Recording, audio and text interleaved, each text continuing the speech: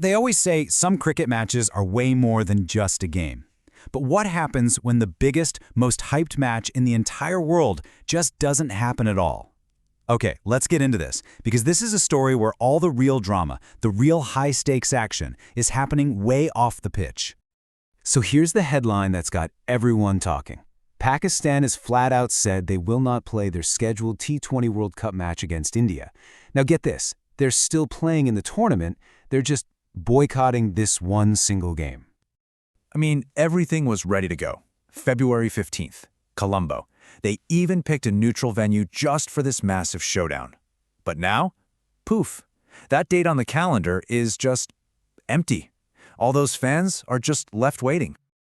And this is the million-dollar question, right? Is Pakistan ducking a tough opponent, or is this something much, much bigger? A calculated play on a global political chessboard. To really get that, we've got to go back a little bit. See, this whole thing with Pakistan, it didn't just pop up out of the blue. It's actually the very last domino to fall in this wild chain reaction that started with a completely different team and a dispute in the richest cricket league on the planet. It's actually incredible how fast this all went down. It kicks off with a single player's contract in the IPL. Bangladesh sees this as a huge sign of disrespect. So they turn around and say India isn't safe for their team, and they refuse to play any matches there. Well, the BCCI, which is a total powerhouse in cricket, flexes its muscles, and the ICC kicks Bangladesh out of the tournament entirely. And that's the moment Pakistan steps in and says, "We stand with our ally Bangladesh." So, what happens right away? Bangladesh is out, and Scotland gets the call-up. The tournament itself keeps rolling, but believe me, the political mess and the sporting fallout, that's just getting started. And this is where we get to Pakistan's huge, high-stakes gamble.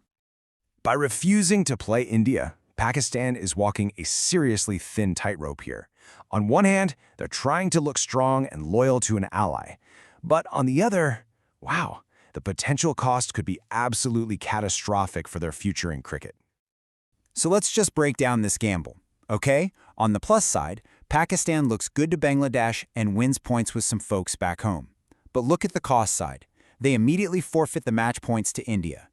Even worse, if they lose just one other game in their group, that's it. They're knocked out of the World Cup. And we haven't even touched on the money side of things yet. Which of course leads to the next big question. What is the ICC, the sport's main governing body, going to do about all this? Well, the list of potential punishments is pretty serious. We're talking about things that could genuinely cripple the Pakistan Cricket Board. All right, let's run through these, because this is huge. The first two, forfeiting points and risking elimination, that's just automatic, tournament rules. But the real kicker is the reason for the boycott. If Pakistan officially tells the ICC, hey, we did this for Bangladesh, the ICC could see that as political interference and ban them. They could also strip Pakistan of its hosting rights for a tournament they've waited 29 years to host. And maybe the biggest blow of all, they could refuse to issue permits for the Pakistan Super League, which would basically turn off their biggest money tap. Now, as crazy as this whole situation seems, it's actually not the first time we've seen teams refuse to play for political or security reasons. Believe it or not, there's a history here of the lines between sport and state getting really, really blurry.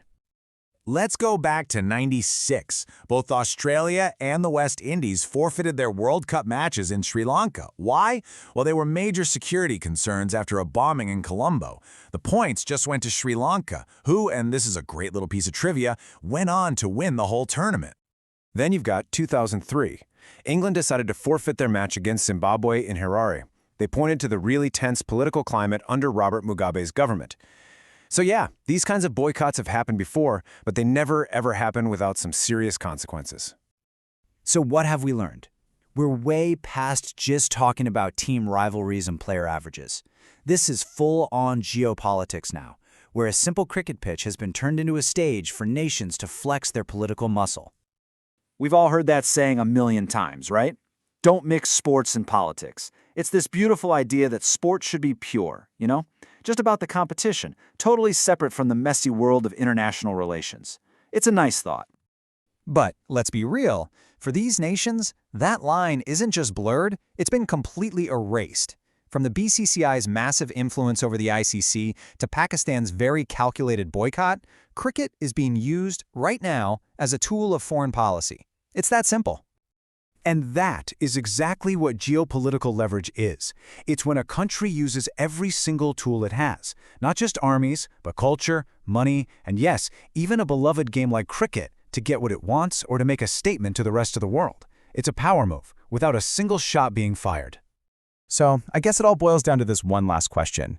When a stadium stops being about sports and starts being a political arena, who actually wins?